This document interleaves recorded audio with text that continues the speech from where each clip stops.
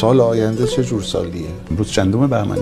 امروز سوم 2 هفته دیگه شروع میشه. تپش ها از هفته های آینده شروع خواهد شد. ماه عسل آقای پزشکیان دهه فجر کاملا تمام خواهد شد. ولی خب ایران است و زمستان است و ایام نوروز است و آخر سال هست و اگر اینور انتقال پیدا نکنه تو اسفند که بعید نیست از منظر روندها و رویدادها که من میبینم بیاد اینور، یعنی همینجا من و شما نشستیم الان یه بریم بیرون موبایلامون قطعه نمیدونم فلان یه خبری رو به ما بدن دوستان اینجا، من اصلا متعجب نمیشم تا این حد و بریم به بعد از اون برسیم پایان اواخر بهار تا پاییز آینده مقطع الرأس است و میتواند خیلی مسائل داشته باشه. بله میشه الان با جهتگیری های پیشکارانه، با سناریوهای بدیل، با حرکت های شجاعانه و اقدام ها خیلی کارا رو کرد، ولی من